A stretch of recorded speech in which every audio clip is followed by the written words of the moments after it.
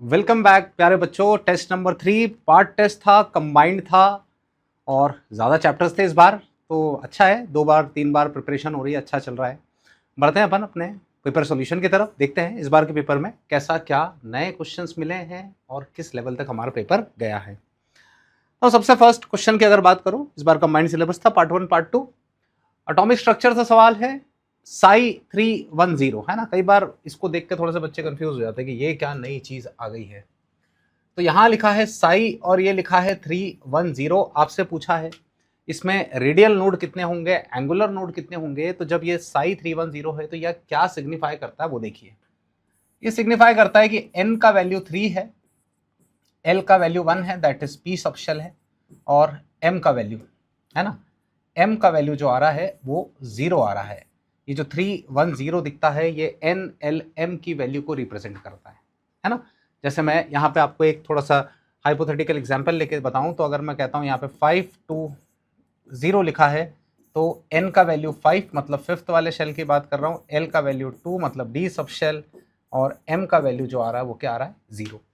तो ये जो साई के नीचे जिसको हम वेव फंक्शन कहते हैं, इस वेव फंक्शन के नीचे जो आपको नंबर दिख रहा है वो n, l और m को रिप्रेजेंट करता है। एक n, एक l और एक m को रिप्रेजेंट करता है। तो n, l, m को रिप्रेजेंट जब ये करता है तो n, l, m की अगर मैं बात करता हूं आपसे, तो यहाँ पे आपसे इस पर्टिकुलर सवाल में पूछा है कि यहाँ पे रेडियल नोड क्या है, एंगुलर नोड क्या है, कितने रेडियल नोड है, कितने एंगुलर नोड है, आपसे ये सारे सवाल आपसे पूछे हैं। ठीक है, तो जब हम इसके बारे में बात करें तो रेडियल नोड अगर आपको निकालने होते हैं तो रेडियल नोड को निकालने का तरीका होता है n-l-1। एंगुलर नोड निकालने का तरीका होता है, इसको अपन कहते हैं l, है ना। रेडियल नोड निकालने का तरीका होता है n-l-1 और एंगुलर नोड होता है l। तो यहाँ पे आ जाएगा 3 -1 -1 है ना, l की वैल्यू 1 है ना, l बराबर 1 है, तो 3 -1 -1 मतलब 1 आ जाएगा रेडियल नोड। रेडियल नोड की जो वैल्यू आ जाएगी वो कितनी आ जाएगी यहाँ पे 1। और एंगुलर नोड जो है वो l को रिप्रेजेंट करता है, l मतलब अजीमुथल क्वांटम नंबर। तो एंगुलर नोड का जो वैल्यू है यहाँ पे मुझे 1 मिल रहा है, तो मेरे पास एक रेडियल नोड आ रहा है और एक एंगुलर नोड आ रहा है। सो एक रेडियल नोड और एक एंगुलर नोड की बात करूं तो मेरा आंसर नंबर ए आ जाएगा। ठीक है, सिंपल क्वेश्चन था ये। चलिए क्वेश्चन नंबर 47 की तरफ बढ़ते हैं। क्वेश्चन नंबर 47 की बात करें, if uncertainty in position and momentum are equal then uncertainty in velocity पूछा है। Uncertainty in position and momentum are equal, uncertainty in position and momentum are equal है, तो बोला है कि अनसर्टेनिटी इन वेलोसिटी क्या होगा। चलिए देखते हैं। तो पोजीशन को मैं लिखता हूँ डेल्टा एक्स से और डेल्टा पी को ये कह रहे हैं बराबर है, और आपसे पूछा है डेल्टा वी। तो पहले मुझे ये ध्यान रखना है कि इक्वल करके मैं इसमें से किसको हटाऊंगा, मैं डेल्टा एक्स का स्क्वायर लिखूं, क्योंकि अगर अनसर्टेनिटी प्रिंसिपल को देखेंगे तो delta x into delta p greater than equal to h upon बोलो क्या हो जाएगा 4 पाई आएगा। और मुझे चाहिए वेलोसिटी, मुझे अनसर्टेनिटी इन वेलोसिटी निकालना है। तो अनसर्टेनिटी इन वेलोसिटी मुझे मोमेंटम से मिलेगा, जो मोमेंटम है वहाँ से मिलेगा। तो इसलिए मैं यहाँ पे अब लिख सकता हूँ क्योंकि दोनों बराबर है, तो डेल्टा पी का square equal to h upon लिख सकता हूँ 4 पाई। सो डेल्टा पी बराबर आ जाएगा under root of h upon 4 pi, है ना। 4 जो दिख रहा है इसको हम सॉल्व करेंगे तो ये आ जाएगा m into delta v greater than equal to h upon 2 pi. तो डेल्टा वी बराबर यहाँ पे ये रूट है ना, और h अपॉन पाई आएगा, सॉरी यहाँ से जो रूट है ये तो बाहर आ जाएगा आपका, तो ये आ जाएगा 1/2 under root of h upon pi, बोलो आया। और delta v greater than equal to 1/2m under root of h upon pi. तो ये ऐसा कुछ अपने को देखने को मिलेगा, ऐसा कुछ आपको देखने को मिल जाएगा, that is 1/2m h upon बोलो क्या दिख रहा है पाई। So simple. यहाँ पे मैं अगर देखता हूँ तो मेरा जो आंसर मुझे मिलकर आ रहा है यहाँ पर, तो ये मेरा आंसर आप मान के चले 1/2m और h अपॉन पाई दिख रहा है, तो 1/2m h अपॉन पाई मतलब बी आंसर। ठीक है, next question assertion reason. NEET में इस बार assertion reason statement type match the column, थोड़ा मल्टीपल कॉन्सेप्ट के सवाल ज़्यादा हैं तो अच्छे से उनको अपन प्रैक्टिस करते हैं।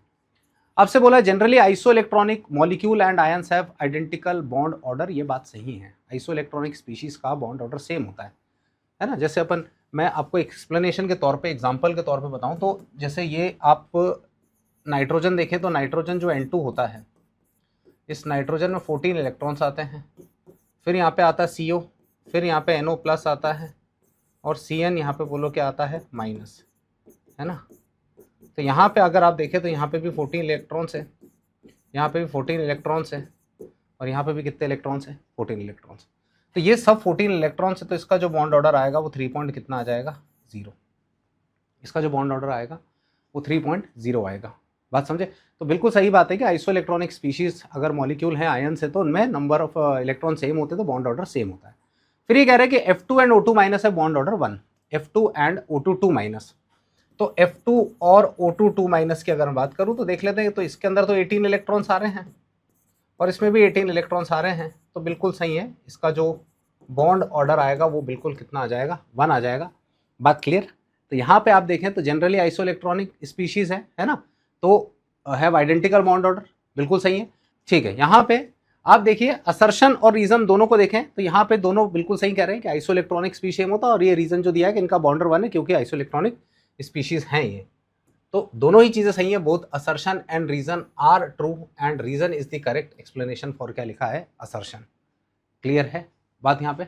चलो आगे बढ़ते हैं, नेक्स्ट पढ़ते हैं। A monochromatic infrared range finder of power 1 megawatt emits, है ना, फोटोन विद वेवलेंथ, है ना, 1 मेगावाट नहीं सॉरी 1 माइक्रोवाट है, दिस इज नॉट मेगावाट, है ना, इट इज माइक्रोवाट है, 1 माइक्रोवाट एमिट, है ना।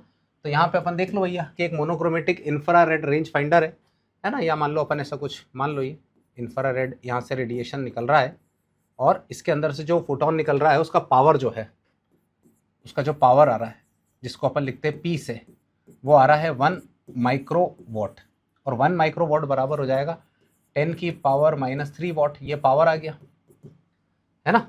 अब पावर बराबर होता है ना, पावर जो होता है, पावर बराबर होता है एनर्जी इंटू टाइम, है ना। पावर बराबर कितना होता है, एनर्जी इंटू टाइम। तो पावर बराबर एनर्जी इंटू टाइम लिख रहा हूँ, तो ये पावर जो आ रहा है ये 10 की पावर आ रहा है -3, और टाइम दिया है 0.1 सेकेंड, है ना।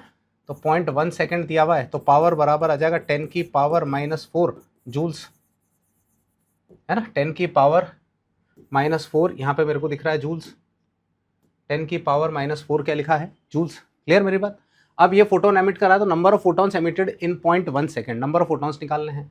तो अपने को पता है ना भाई कि एनर्जी बराबर होता है NhC/λ, बोलो समझ में आया। तो एनर्जी बराबर है, एनर्जी की वैल्यू तो मुझे पता चल गई है, 10 की पावर कितनी है -4, NH की वैल्यू आ जाएगी 6.6 इंटू 10 की पावर -34, ये 3 इंटू 10 की पावर बोलो कितना है 8। लेमडा की वैल्यू दिख रही है अपने को नैनोमीटर में दी है, तो नैनोमीटर को मीटर में बदलेंगे अपन, 1000 नैनोमीटर है, तो 10 की पावर 3 इंटू 10 की पावर ये आ गया -9, है ना। इसको मैं पूरे टर्म को सॉल्व करता हूँ, तो मेरे पास जो ये n बराबर आएगा, है ना, n बराबर आ जाएगा आपका 10 की पावर -4, 10 की पावर 3 इंटू 10 की पावर -9, है ना, अपॉन में यहाँ पे देखेंगे अपन 6.6 और ये आ जाएगा 19.8, है ना, इंटू 10 की पावर ये आ जाएगा -26, माइनस कितना आ जाएगा ये 26, बोलो आया। आप इसको जब सॉल्व करेंगे तो n बराबर ये मैं लिख रहा हूँ 19.8 को 1 बाय लगभग 20 लिख ले रहा हूँ, इसको सॉल्व करेंगे तो -1 और 10 की पावर -10 और 10 की पावर -26 ऊपर जाएगा, तो ये बन जाएगा आपका -26, तो ऊपर जाएगा 15, मतलब 1/5 इंटू 10 की पावर 2, है ना, ये बनेगा आपका 1/2 इंटू 10 की पावर कितना आया 15, n की वैल्यू आ जाएगी 0.5 इंटू 10 की पावर लगभग बोलो कितना 15 के आसपास 0.5, या 5 इंटू 10 की पावर 14।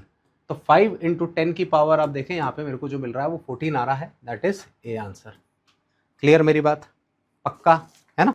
सो बच्चों क्वेश्चन नंबर 50 की तरफ बढ़ते हैं। The hydrogen is involve in keto enol tautomerism, वो हाइड्रोजन के बारे में बात कर रहे हैं जो किसमें इन्वॉल्व हो रहा है, कीटो इनॉल टॉटोमेरिज्म, है ना। कीटो इनॉल किसमें इन्वॉल्व हो रहा है, टॉटोमेरिज्म में, बात समझे। तो इनमें से कौन सा हाइड्रोजन है जो कीटो इनॉल टॉटोमेरिज्म में इन्वॉल्व होगा, उसको अपन देखते हैं। तो यहाँ पे देखें तो भाई ब्रिज हेड पर नहीं होगा कभी भी, है ना। कभी भी कीटो इनॉल टॉटोमेरिज्म अगर होगा तो वो ब्रिज हेड वाला हाइड्रोजन कभी भी पार्टिसिपेट नहीं करेगा। जैसे यहाँ पे H2 लिखा हुआ है, ठीक है, यहाँ पे लिखा है डबल बॉन्ड O, यहाँ पे लिखा है H3 और यहाँ पे लिखा है H1, यहाँ पे लिखा है H1। बोलो समझ आया? अब आप इसको ध्यान से देखेंगे तो ये जो डबल बॉन्ड दिख रहा है ये इधर चलेगा, बोलो आया? तो डेफिनेटली ये वाला पार्टिसिपेट कर जाएगा। ये डबल बॉन्ड इधर चलेगा तो ये वाला डेफिनेटली पार्टिसिपेट करेगा, लेकिन ये पार्टिसिपेट नहीं कर सकता है क्योंकि ब्रिज हेड पर प्रेजेंट हाइड्रोजन एटम कभी भी टॉटोमेरिज्म में पार्टिसिपेट नहीं करेगा, वहां पे एंगुलर स्ट्रेंथ ज्यादा क्रिएट होता है। तो आप देखें तो H1 और H3 जो है ये दोनों के दोनों पार्टिसिपेट करेंगे, H1 और H3। क्लियर एकदम? चलो आगे बढ़ते हैं। Question number 51, which is most stable cation? Carbocation कौन सा इसमें सबसे ज्यादा स्टेबल है? तो रेजोनेंस और मीजोमेरिक इफेक्ट ऐसे होते हैं या बैक बॉन्डिंग जो स्टेबलाइज करते हैं। तो आप यहाँ पे देखें तो सबसे पहले मुझे यहाँ पे नजर आ रहा है ये बेंजीन है ना, और ऐसा ये फिनाइल कार्बोकटायन दिख रहा है मुझे, और यहाँ पर CH2 definitely number of RS इसके बहुत ज़्यादा आएंगे बाकी के कंपैरिजन में। ये अलाइल है तो इसके भी नंबर ऑफ RS आएंगे लेकिन कम आएंगे, है ना, इसके भी RS आएंगे लेकिन कम आएंगे, है ना। फिर ये बोलो यहाँ पे CH3O लिखा है, यहाँ पे यहाँ CH2 लिखा है, यहाँ पे प्लस ये भी है ना। उसके बाद ये बोलो क्या बन जाएगा, CH2 डबल बॉन्ड और ये CH, और ये बोलो कौन आएगा, प्लस। तो इन तीनों में RS है, इसमें बैक बॉन्डिंग है, लेकिन इसमें ऐसा कुछ नहीं, लेकिन इसमें नंबर ऑफ RS सबसे ज़्यादा आएंगे। तो नंबर ऑफ RS सबसे ज़्यादा आना मतलब इसकी स्टेबिलिटी जो आएगी वो सबसे ज़्यादा आएगी इस कार्बोकैटायन की। ठीक है, आगे बढ़ते हैं। नेक्स्ट है, which of the following compound is most reactive towards electrophilic substitution reaction? देखो यहाँ पे एक बात को ध्यान रखें आप कि जो ESR होता है, जो इलेक्ट्रोफिलिक सब्स्टिट्यूशन रिएक्शन जो होता है, वो रेट ऑफ रिएक्शन जो होता है वो डायरेक्टली प्रोपोर्शनल होता है electron density on benzene ring. Electron density on कौन सा रिंग है, बोलो बेंजीन रिंग। जो रेट ऑफ रिएक्शन होता है वो डायरेक्टली प्रोपोर्शनल होता है electron density on benzene ring, यानी कि +m इफेक्ट के डायरेक्टली प्रोपोर्शनल, और ये आता है -m। +m इफेक्ट के डायरेक्टली प्रोपोर्शनल और दूसरा बोलो कौन सा आता है, -m। एक +m इफेक्ट के डायरेक्टली प्रोपोर्शनल एंड एक दूसरा बोलो क्या है, -m। क्या मेरी बात समझ आई, है ना। तो +m और -m की बात करते हैं। अब यहाँ पे देखूं मैं तो ये मेरा जो CHO दिख रहा है, ये CHO दिख रहा है, ये -m शो कर रहा है ना। यहाँ पे देखें तो ये भी -m शो कर रहा है। यहाँ पे दोनों ग्रुप को देखो तो ये +m शो करता है और ये +h, मतलब ये ओवरऑल इलेक्ट्रॉन के डेंसिटी को बढ़ाएगा। ये ओवरऑल इलेक्ट्रॉन के डेंसिटी को बोलो क्या कराएगा, बढ़ाएगा। ओवरऑल इलेक्ट्रॉन के डेंसिटी को बढ़ाएगा, यानी सीधी सी बात है कि इसका रेट ऑफ रिएक्शन सबसे ज़्यादा रहेगा। इलेक्ट्रोफिलिक सब्स्टिट्यूशन में रिंग पर इलेक्ट्रॉन का डेंसिटी हमेशा ज़्यादा होना चाहिए। ठीक है, नेक्स्ट क्वेश्चन है, which is the incorrect match of IUPAC name? ठीक है, IUPAC नेम का इनकरेक्ट मैच देख लेते हैं अपन एक बार इसको अच्छे से। तो यहाँ दिख रहा है NO2 क्लोरो, तो अगर मैं नंबर देता हूँ तो ये फर्स्ट नंबर, ये सेकंड, ये थर्ड, ये 4, ये 5 और ये 6। तो 1 क्लोरो 2,4 डाइनाइट्रोबेंजीन सही है, 2 क्लोरो आ रहा है C ABCD ये सही है। यहां देखता हूं तो ये OH ग्रुप बड़ा फंक्शनल ग्रुप होता है, OH ग्रुप बड़ा फंक्शनल ग्रुप होता है, तो आपको नंबर तो उसको देना पड़ेगा, फिनॉल है बिकॉज ये। तो ये 1, ये 2, ये 3, ये 4, ये 5 और एक ये 6। तो इसका कायदे से जो नाम आना था वो 3,4 डाइमिथाइल फिनॉल होना था, 3,4 डाइमिथाइल फिनॉल होना था, पर ये हाइड्रोक्सी मिथाइल बेंजीन बोला है, तो ये सरासर गलत है, ये नहीं हो सकता। इनकरेक्ट मैच जो है वो यही आपका C ऑप्शन, क्योंकि फिनॉलिक ग्रुप है, बड़ा ग्रुप है वो। ठीक है, चलिए आगे बढ़ते हैं अपन। नेक्स्ट आगे बढ़े अपन 54, stereomers possible for the given compound. इस पर्टिकुलर गिवन कंपाउंड में कितने स्टीरियोमर्स पॉसिबल होंगे? तो इस पर्टिकुलर गिवन कंपाउंड में कितने स्टीरियोमर्स पॉसिबल होंगे, तो इसके बारे में अगर मैं बात करूं तो यहाँ पे अपन देखेंगे तो ये बन जाएगा CH3 CHOH CH2 CH double bond CH और यहाँ पर आ रहा है CH3। बोलो आया? तो आप अगर इसको देखोगे ध्यान से तो यहाँ पे ये और ये, तो आप ध्यान से देखिए, ये जो दिख रहा है 2 स्टीरियो सेंटर नज़र आ रहे हैं, और नंबर ऑफ स्टीरियो आइसोमर्स निकालने अगर आपको, तो नंबर ऑफ स्टीरियो आइसोमर्स जब अपन निकालते हैं, नंबर ऑफ स्टीरियो आइसोमर्स जब निकालते हैं तो उसको लिखते हैं 2 की पावर n। तो 2 की पावर 2 मतलब आंसर आ जाएगा 4, 2 की पावर n, तो 2 की पावर बोलो 4, मतलब ये जो आंसर आएगा मेरा ये 4 आ जाएगा, दैट इज ये। ठीक है मेरी बात, है ना, ये आ जाएगा 54। ठीक है, चलो आगे बढ़ते हैं। Which of the following carbocation is कार्बोएनायन is most stable. देखो नेगेटिव चार्ज प्रेजेंट है, और नेगेटिव चार्ज जो अपन कहते हैं ना, जो मैं आपको पढ़ाते वक्त भी कहता हूं कि ये जो नेगेटिव चार्ज होता है ना, ये इक्विवेलेंट होता है दुख के, दर्द के, है ना, पाप के, कर्ज के, या कोई भी चार्ज। तो अगर किसी भी इंसान के सिर पे ये चीजें होंगी तो वो कभी स्टेबल नहीं हो सकता है। एग्जैक्टली वैसा ही इनके साथ भी है। चार्ज के मैग्नीट्यूड को कम करना है आपको हमेशा चार्ज का मैग्नीट्यूड को कम रखना है। अब आप देखो ध्यान से कि आपको एक बात समझ आ रही होगी यहाँ पे कि ये जो आपका ये वाला जो ग्रुप है, ये जो ग्रुप दिख रहे हैं, ये सारे ग्रुप जो हैं ये प्लस एच इफेक्ट शो करेंगे, और ये इफेक्ट शो करेगा प्लस आई, है ना, प्लस एच इफेक्ट और प्लस आई इफेक्ट। तो आप इसको देखो ध्यान से तो आपको एक बात समझ में आएगी कि यहाँ पे 3 अल्फा हाइड्रोजन है, तो maximum plus H effect show कर रहा है ये, बोलो समझ में आया। और ये मिनिमम प्लस एच तो कर ही नहीं रहा है, इनफैक्ट प्लस आई शो कर रहा है, और प्लस एच ज़्यादा डोमिनेटिंग होता है। प्लस एच मतलब इलेक्ट्रॉन डोनेटिंग नेचर ज़्यादा है। इलेक्ट्रॉन डोनेटिंग नेचर ज़्यादा होगा तो कार्बो एनायन की स्टेबिलिटी कम हो जाती है। इलेक्ट्रॉन डोनेटिंग नेचर ज़्यादा होने से कार्बो एनायन की स्टेबिलिटी क्या हो जाती है, कम हो जाती है। तो कार्बो एनायन की अगर मैं स्टेबिलिटी की बात करूँ तो डी जो होगा इसका स्टेबिलिटी सबसे ज़्यादा आएगा, बिकॉज इस पर्टिकुलर केस के अंदर आपको मिल रहा है केवल कौन सा इफेक्ट, प्लस आई। और प्लस आई और प्लस एच को कंपेयर करूं तो प्लस एच पावरफुल इफेक्ट होता है, प्लस आई थोड़ा कम पावरफुल होता है। क्लियर मेरी बात। तो ये आपके पास एक सिंपल टर्म, ठीक है। चलिए आगे बढ़ते हैं अपन। नेक्स्ट क्वेश्चन 55 के बाद आते हैं 56 पे। केमिकल रिएक्शन है, प्रोपीन प्लस HBr बोला है, आपसे बोला है इसके अंदर क्या बनेगा, है ना, क्या मैकेनिज्म फॉलो होता है इसके अंदर। तो आप यहाँ पे देखें तो जैसे मैं आपसे बात करता हूँ तो सबसे पहला मुझे बोला प्रोपीन प्लस HBr, तो ये तो मार्कोनिकॉफ रूल है ना। यहाँ पे आप देखेंगे तो ये कौन सा रूल आ जाएगा, Markovnikov rule.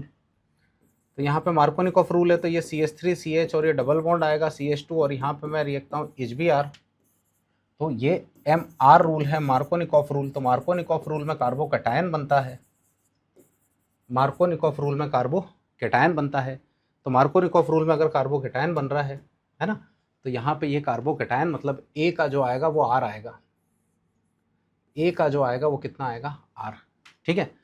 Propene plus HBr peroxide लिखा है तो वो फ्री रेडिकल एडिशन होता है, मतलब आपका A का R आ रहा है और B का P आ रहा है, A का R और B का P, A का R और B का P। तो ये एक ही ऑप्शन दिख रहा है मेरे को, A का R और B का क्या आ रहा है, P, ये ऑप्शन ही आ रहा है। चलो देख लेते हैं। प्रोपीन प्लस Cl2 है ना, H न्यू, तो C का भी P ही आएगा, C का भी P आएगा, बिल्कुल सही है, C का भी P आएगा। और प्रोपेनोइक एसिड ये डी कार्बोक्सिलेशन है, कार्बो एनायन मैकेनिज्म फॉलो करता है, कार्बो एनायन डी कार्बोक्सिलेशन में जो है कार्बो एनायन को फॉलो करता है मैकेनिज्म को, कार्बो एनायन बनता है उसके अंदर, ठीक है। तो ये आपका 56 वाला क्वेश्चन। चलिए क्वेश्चन नंबर 57 कह रहा है, क्वेश्चन नंबर 57 कह रहा है कि उत्पाद A प्लस बी क्रमश, है ना, अरे दोनों हिंदी मीडियम में आ गए हैं, उत्पाद A प्लस बी क्रमश, है ना, मतलब प्रोडक्ट A एंड B, कोई बात नहीं, क्या होगा। तो चलो देखते हैं, A और B प्रोडक्ट पूछा है, कोई नहीं, हिंदी हमारी मातृभाषा है, हमें हिंदी आनी चाहिए, है ना। तो यहाँ देखें अपन, तो एक तो पेरोक्साइड को फॉलो कर रहा है ये ऐसा यहाँ, और मैं कहता हूँ यहाँ पे मैंने HBr लिखा, और HBr लिख के मैं यहाँ पे बनाता हूँ पेरोक्साइड, बात समझे, HBr लिख के मैं बनाता हूँ पेरोक्साइड, और पेरोक्साइड लूँगा तो एंटी मार्कोनिकॉफ रूल, और एंटी मार्कोनिकॉफ रूल फॉलो करूँगा तो Br वहाँ जाएगा जहाँ कम हाइड्रोजन होते हैं, है ना, सॉरी Br वहाँ जाएगा जहाँ ज़्यादा हाइड्रोजन होते हैं, नेगेटिव पार्ट वहाँ अटैक करता है जहाँ हाइड्रोजन ज़्यादा होते हैं। और वैसे ही दूसरा मेरे को दिख रहा है HBr, तो HBr मतलब ध्यान रखना, अगर मैं नॉर्मली इसको सिर्फ HBr से रिएक्ट कराऊंगा तो HBr से जब रिएक्ट कराएंगे तो कार्बोकटायन बनता है, और कार्बोकटायन अपने आप को रीअरेंज करेगा कार्बोकटायन, तो आपका जो Br है वो यहाँ आएगा, क्योंकि यहाँ कार्बोकटायन आपको रीअरेंज होने के बाद कौन से डिग्री का मिलेगा, 3 डिग्री यहाँ मिलेगा, 2 डिग्री यहाँ मिलेगा, 1 डिग्री। तो 3 डिग्री का कार्बोकटायन सबसे ज़्यादा स्टेबल होता है, इसलिए Br जो है यहाँ पे बीच में आएगा, ठीक है। तो यहाँ पे अपनों को देखेंगे अपन, तो A और B बोला है, तो A और B बोला है तो ये तो हो नहीं सकता, A और B बोला तो ये वाला बिल्कुल हो सकता है, बात समझे। 57, ठीक है। क्वेश्चन नंबर 58 की बात करते हैं। If KSP for HgSO4, if KSP for Hg mercuric sulphate, KSP for HgSO4 is equal to दिया है 6.4 इंटू 10 की पावर -5, ठीक है, 6.4 इंटू 10 की पावर कितना है -5, देन सॉल्युबिलिटी S बोला है, तो HgSO4 जो सॉल्ट है वो आप देखेंगे तो ये ब्रेक हो जाएगा Hg2+ और ये मिल जाएगा SO4 2-, बोलो समझ आया। तो ये जो सॉल्ट मुझे दिख रहा है ये it is a type of salt, बोलो किस टाइप का, AB। तो ये बन जाएगा आपका S और ये बन जाएगा S, तो KSP बराबर बोलो क्या बन जाएगा S², तो S बराबर बोलो अंडर रूट ऑफ क्या बनेगा KSP, S बराबर अंडर रूट ऑफ क्या बनेगा KSP, S बराबर अंडर रूट ऑफ कितना बनेगा KSP, है ना, और अंडर रूट ऑफ KSP बनेगा अगर ये, तो बड़ी सिंपल सी बात आ जाएगी यहाँ पे कि S बराबर आ जाएगा आपका अंडर रूट ऑफ 6.4 इंटू 10 की पावर -5, है ना। अच्छा ध्यान रखना, मोल पर मीटर क्यूब में निकालने को बोला है, सॉल्युबिलिटी मोल पर लीटर में नहीं बोला है, मोल पर किस में बोला है, मीटर क्यूब। थोड़ा ध्यान रखना, यहाँ चक्री खाए होंगे बच्चे पक्के, पक्का से गलत ऑप्शन टिक करके आए होंगे।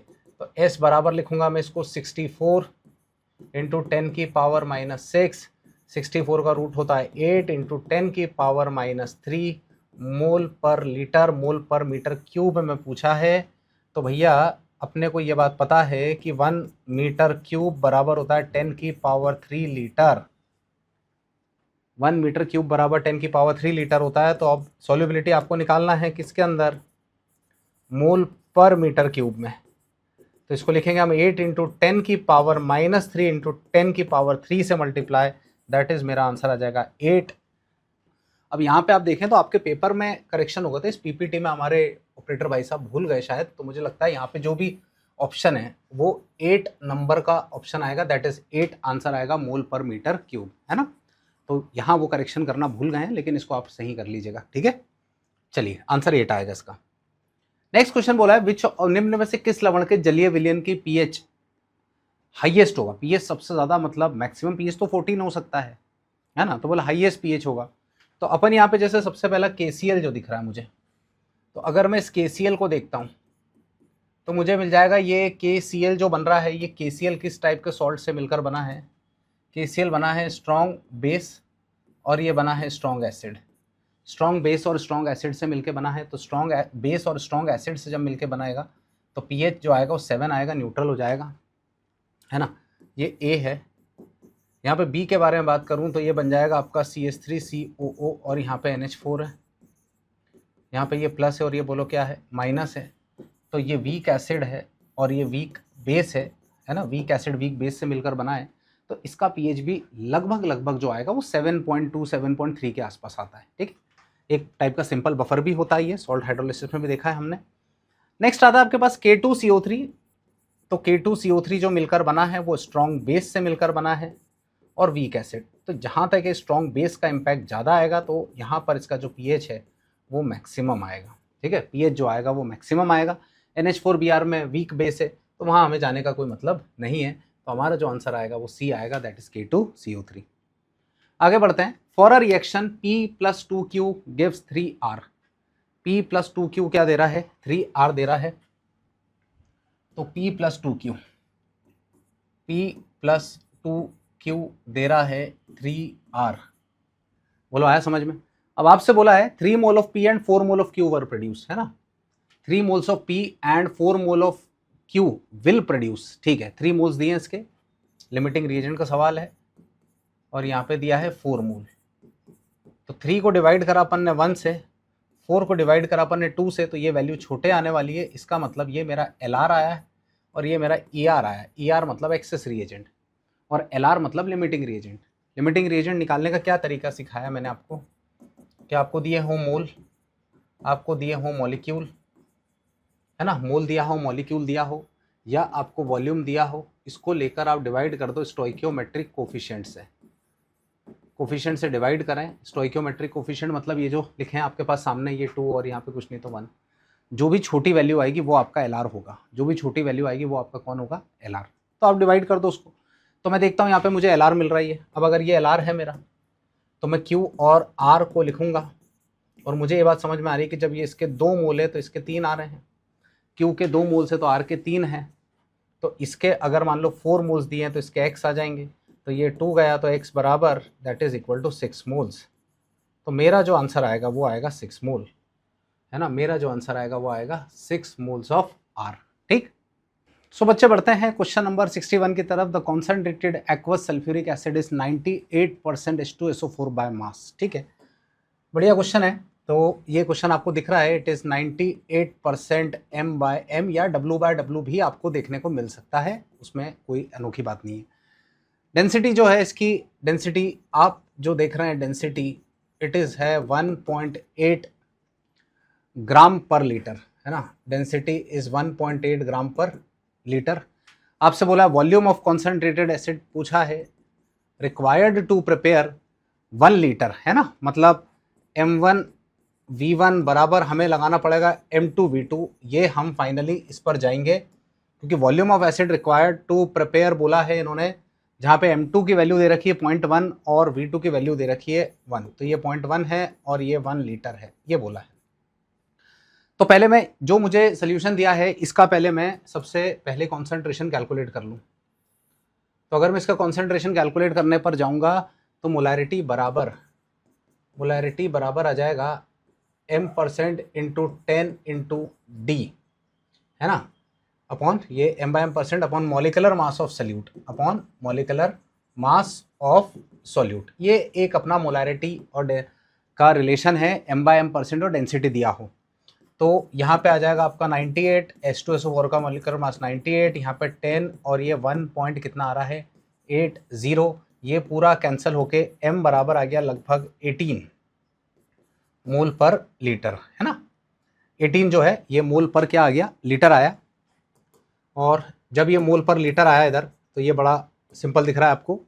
अब यहाँ पे बोला है इसका वॉल्यूम निकालना है, तो M1V1 बराबर मैं यहाँ पे लगाऊंगा M2V2, है ना। M1V1 बराबर क्या लगाएंगे अपन, M2V2, तो M1V1 बराबर मैं लिखूंगा M2V2। तो M1 की वैल्यू मेरे पास आ रही है 18 और मुझे वॉल्यूम निकालना है V1, यहाँ पे M2 की वैल्यू आ रही है 0.1 और वॉल्यूम दिया है 1 लीटर। तो V1 बराबर मैं यहाँ पे देखता हूँ, तो V1 बराबर मेरे पास आ जाएगा 0.1 इंटू, यहाँ पे आप देखें डिवाइड करेंगे 18 से, है ना, तो जो V1 की वैल्यू आ जाएगी मेरे पास, वो V1 बराबर आ जाएगा 0.005 लीटर आएगा, है ना, 0.0055 लीटर आएगा। और अगर मैं इसको ml में बदलूंगा तो 1000 से मल्टीप्लाई करना पड़ेगा मुझे, तो 5.5 ml के आसपास आएगा। ये जो V1 का वैल्यू मेरे पास आएगा यहाँ पे वो 5.5 ml के आसपास आएगा, दैट इज मेरा D आंसर रहेगा। ठीक है, चलिए क्वेश्चन नंबर बोला है Kw of H2O at 363 Kelvin is 1 into 10 की power -12, identify which of the following is incorrect, है ना। Kw की वैल्यू है, देखो बेटा एट 25 डिग्री, ये तो पता है अपनों को, जो Kw होता है वो 10 की पावर -14 होता है।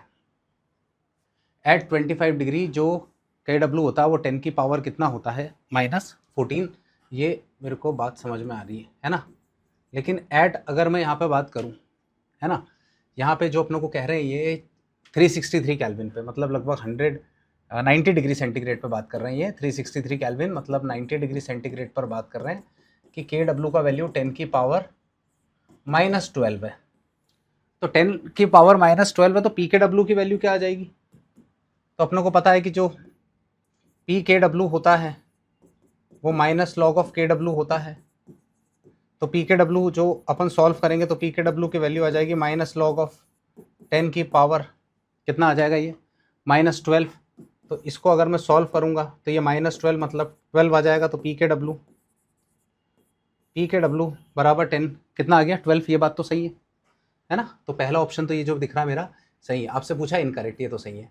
pH ऑफ H2O इज 6, बिल्कुल सही है, क्योंकि अगर मेरा Pkw 12 आ गया है ना, तो H+ का कॉन्सेंट्रेशन अगर आप यहाँ से निकालोगे तो 10 की पावर -6 m आएगा, और pH इसके कारण आपका कितना आ जाएगा, 6। ये बात बिल्कुल सही है। H2O इज न्यूट्रल, बिल्कुल सही है, पानी न्यूट्रल ही होगा। ठीक है। H2O इज एसिडिक, ये बात गलत है। 90 डिग्री पे पानी ऐसा नहीं कि Kw की वैल्यू बदली तो वो एसिडिक हो जाएगा, न्यूट्रल ही रहेगा। तो पानी जो है वो, क्योंकि हमें पता है टेम्परेचर बढ़ने से Pkw का वैल्यू बढ़ेगा या Kw का वैल्यू बढ़ेगा, है ना। तो 90 डिग्री सेंटीग्रेड पे इसका वैल्यू 10 की पावर 12 हो 10 की पावर -12 हो जाता है KW का।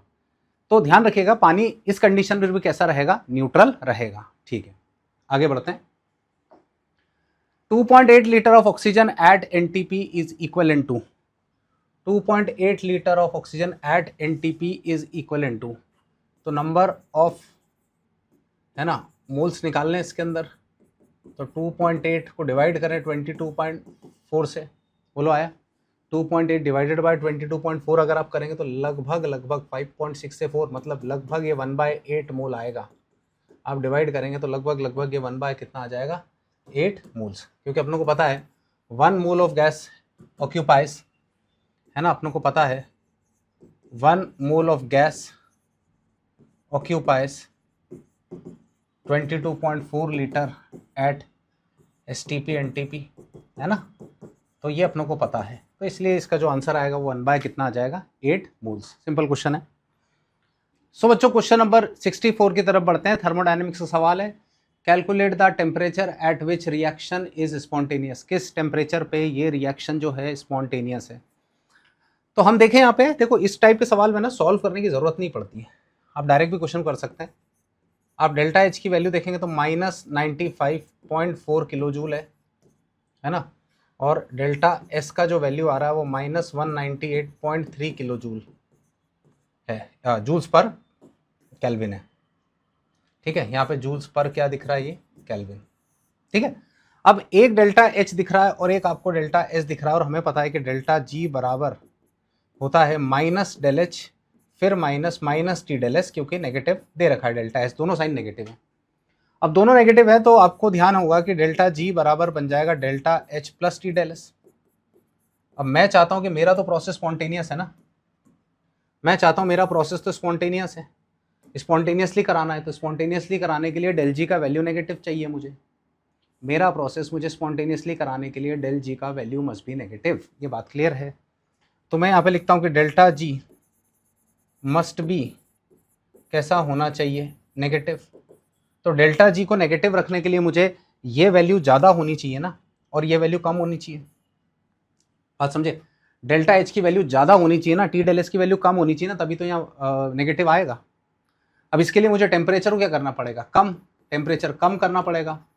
तो below 481 kelvin reaction will be spontaneous, मतलब सॉल्व करने की ज़रूरत इसके अंदर नहीं है। अब साइन को देखकर भी पता कर सकते हैं, तो रिएक्शन जो आएगी वो स्पॉन्टेनियस आएगी बिलो 481 केल्विन, है ना। 481 केल्विन के नीचे जो आएगी वो रिएक्शन कैसी आएगी, स्पॉन्टेनियस। ठीक है, चलो आगे बढ़ते हैं, है ना।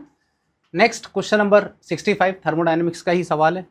Calculate the work done during the expansion of gas from 10 decimetre cube two 15 decimetre cube against the constant external pressure of 3 atm, है ना।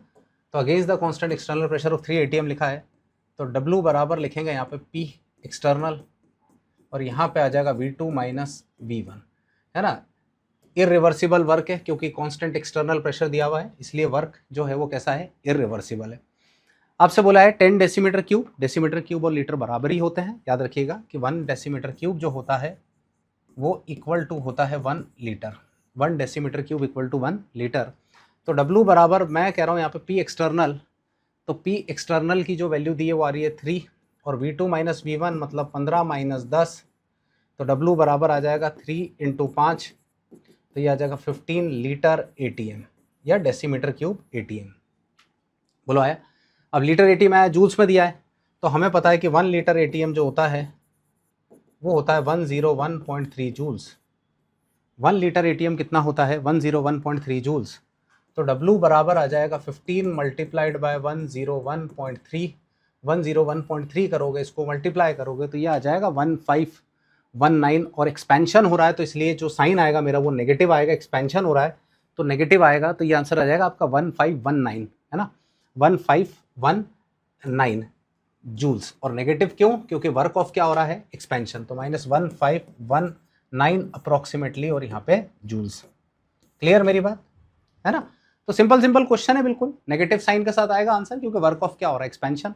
Work done by the system हमेशा कैसा होता है, नेगेटिव, है ना। चलिए आगे बढ़ते हैं। Which of the following is are correct, इनमें से कौन is are correct, which of the following is are correct बोला है ना। तो पहला इसके अंदर आपसे बोला है इन reversible process can not be reversed at any moment bye infinite seminal change. गलत बात है, प्रोसेस को रिवर्स कर सकते हैं।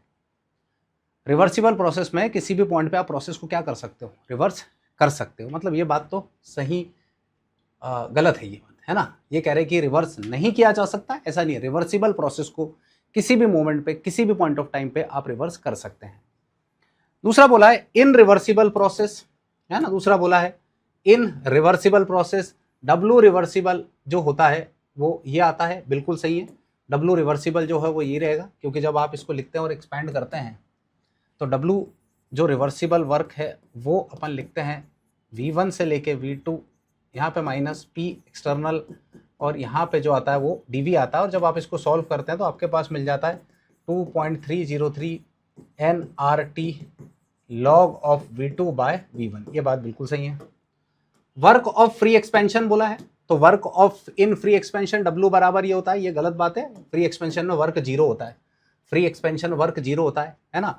For adiabatic process delta U zero नहीं होता दादा, Q बराबर जीरो होता है।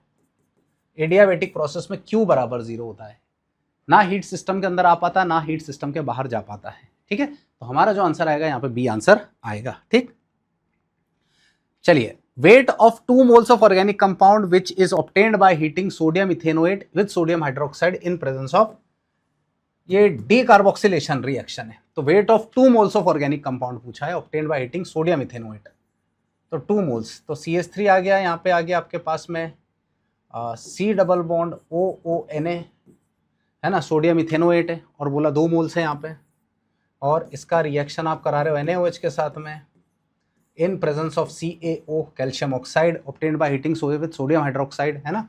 तो एक्चुअल यहाँ पे डीकार्बोक्सिलेशन जब होता है तो यहाँ से ये बाहर हो जाता है, तो बेसिकली आपको जो प्रोडक्ट मिलेगा यहाँ पे वो CH4 मिलेगा, और CH4 के 2 मोल्स मिलेंगे। यहाँ पे जो डीकार्बोक्सिलेशन हो रहा है यहाँ पे CH4 है, CH4 के 2 मोल्स मिलेंगे, क्योंकि 2 moles of organic compound which is obtained by heating. बात समझे। तो वेट ऑफ ऑर्गेनिक कंपाउंड, तो वेट ऑफ ऑर्गेनिक कंपाउंड जो आएगा, है ना, मास पूछा, वेट, मॉलिक्यूलर मास नहीं पूछा है, ध्यान रखना, नहीं तो बोले मॉलिक्यूलर मास तो 16 आएगा, वेट बोला है। तो जब वेट बोला है तो डेफिनेटली एक CH4 16 होता है, तो 2 का बोलो जो आएगा यहाँ पे वो आंसर कितना आएगा, 32 ग्राम। बात समझे। डीकार्बोक्सिलेशन में अल्केन मिलता है, और 2 मोल्स को हीट करा तो प्रोडक्ट भी 2 मोल्स मिल रहा है यहाँ पे, 2 मोल्स ऑफ ऑर्गेनिक कंपाउंड, है ना, विच इज ऑब्टेन्ड, है ना, तो 2 मोल्स मिल रहा है यहाँ पे, तो ये आ जाएगा आपका टोटल, दैट इज 32 ग्राम। ठीक है, क्वेश्चन नंबर 69 है। क्वेश्चन नंबर 69 कह रहा है चूज दी इनकरेक्ट मैच, इनकरेक्ट मैच को चूज कीजिए। सबसे पहला कह रहा है कि PbF4 SnF4 is ionic in nature, ये बात बिल्कुल सही है। SiF6 sp3d2 हाइब्रिडाइजेशन है, ये सही है। SiO2 एम्फोटेरिक, भैया कार्बन और सिलिकॉन ये नॉन मेटल है, नॉन मेटल के ऑक्साइड एसिडिक होते हैं, तो ये बिल्कुल गलत है। नॉन मेटल के oxides are acidic in nature, non metal के oxides are acidic in nature, तो ये चीज़ बिल्कुल गलत है। क्लियर है, तो ये मेरा आंसर आएगा, दैट इज डी, है ना। चलो आगे बढ़ते हैं। Question number 70, the compound which shows metamerism, ऐसा कंपाउंड जो क्या शो करेगा, मेटामेरिज्म। तो मेटामेरिज्म शो करेगा तो C3H8O C4H10O C5H12, है ना। बाई वैलेंट फंक्शनल ग्रुप होना जरूरी है, मेटामेरिज्म शो करने के लिए बाई वैलेंट फंक्शनल ग्रुप होना जरूरी है, बाई वैलेंट फंक्शनल ग्रुप होना जरूरी है। मेटामेरिज्म शो करने के लिए बाई वैलेंट फंक्शनल ग्रुप होना ज़रूरी है, इस टाइप के फंक्शनल ग्रुप होना ज़रूरी हैं, इस टाइप के फंक्शनल ग्रुप होना ज़रूरी है, इनको अपन कहते हैं बाईवैलेंट फंक्शनल ग्रुप। तो बाईवैलेंट फंक्शनल ग्रुप होना ज़रूरी है, मतलब जैसे यहाँ पे C4H10O दिख रहा है ना, C4H10O, तो C4H10O तो मेटामेरिज्म डेफिनेटली शो करेगा। यहाँ पे आप देख लो, पहले अपन ऐसा बना लिए, तो इसका एक मेटामर ये बन जाएगा, है ना, इसका एक मेटामर ये बन जाएगा, इस तरीके से, तो ये सब मेटामर बनेंगे। मेरी बात समझे, these all will show metamerism. ठीक है, सो बच्चों बढ़ते हैं क्वेश्चन नंबर 71 की तरफ। ये केमिकल इक्विलिब्रियम का क्वेश्चन है, सिंपल है। The partial pressure of X2 Y2 at equilibrium are दे रखा है, और आपको इक्वेशन दे रखी है। सो आप इक्वेशन को देखें तो आपको यहाँ पे क्लियर दिखाई दे रहा है कि 2Z2 है ना, गिव्स X2 और यहाँ पे 2Y2 और ये सब जो है वो गैस में है, सभी के सभी जो दिख रहे हैं मुझे यहाँ पर गैस में है। और मैं कहता हूँ कि भाई इनके partial pressure of X2 and Y2 at equilibrium दे रखा है, मतलब इसकी वैल्यू जो X2 की दे रखी है वो 0.8 है ATM और इसकी वैल्यू जो आ रही है वो 0.4 ATM आ रहा है। और P टोटल, तो भाई P टोटल दे रखा है तो मुझे पता है कि भाई P टोटल जो आएगा है ना, P टोटल बराबर आ जाएगा pressure of Z2 plus pressure of X2 plus pressure of Y2 at equilibrium. P total दिया हुआ है 2.8, तो 2.8 बराबर प्रेशर ऑफ Z2 निकाल लेंगे पार्शियल प्रेशर, यहाँ पे आ जाएगा 0.8 प्लस 0.4 है ना, इसको सॉल्व करेंगे आप तो ये आपको मिल जाएगा 2.8 बराबर प्रेशर ऑफ Z2 प्लस 1.2, इसको माइनस करेंगे तो प्रेशर ऑफ Z2 जो आएगा वो आ जाएगा 1.6 ATM। ये आपके पास ये प्रेशर आ चुका है। नाउ अब क्या करना है, आपको Kp का वैल्यू निकालना है। तो हमें यहाँ पे पता है कि Kp बराबर होता है partial pressure of X2 into partial pressure of Y2 का स्क्वायर, है ना, partial pressure of X2 into partial pressure of Y2 का स्क्वायर, और यहाँ पे आ जाएगा पार्शियल प्रेशर ऑफ Z2 का स्क्वायर, इस टाइप से, है ना। नाउ Kp बराबर आप देखें पार्शियल प्रेशर ऑफ X2 का जो वैल्यू आ रहा है वो 0.8 आ रहा था, इसका आ जाएगा 0.4 इंटू 0.4 है ना, अपॉन में पार्शियल प्रेशर ऑफ Z2 आ रहा है दैट इज 1.6 इंटू 1.6, ये पॉइंट से पॉइंट गया तो ये 4 4 जा 16 हो जाएगा, ये पॉइंट से पॉइंट गया है ना, तो ये भी 4 4 जा कितना हो गया 16। तो Kp बराबर 0.8 बाय बोलो 16, ये पॉइंट हट के यहाँ पे आया 10, ये कैंसिल होके आया 2, तो Kp बराबर आ गया 1/20, 1/20 आप देखेंगे तो पॉइंट बोलो कितना 0.5 है ना, तो 0.05 इसका बड़ा सिंपल सा ये वाला आंसर आपका आ रहा है क्वेश्चन नंबर 71 का। ठीक है, चलिए आगे बढ़ते हैं, सिंपल क्वेश्चन था। थर्मोडायनेमिक्स का क्वेश्चन है, for endothermic reaction the equilibrium constant temperature T1 and T2 are K1 and K2, है ना, एंडोथर्मिक रिएक्शन है, बोला रिएक्शन कैसा है, एंडोथर्मिक है, और एंडोथर्मिक रिएक्शन अगर है, एंडोथर्मिक अगर क्या है रिएक्शन है ना, और एंडोथर्मिक रिएक्शंस में आपको ध्यान रखना है कि फेवर्ड बाय हाई टेम्परेचर होती है। एंडोथर्मिक रिएक्शन जो होती है दे आर फेवर्ड बाय कैसा टेम्परेचर, हाई टेम्परेचर, है ना, यानी टेम्परेचर की वैल्यू अगर इंक्रीज कर रहे हैं, टेम्परेचर का वैल्यू अगर इंक्रीज करेंगे तो K का वैल्यू भी क्या होगा इंक्रीज। तो ये लोग कह रहे हैं कि K1 is greater then K2 है, K1 is greater then K2 है ना, K1 is greater then K2 है, तो definitely T1 will be greater than T2 आएगा।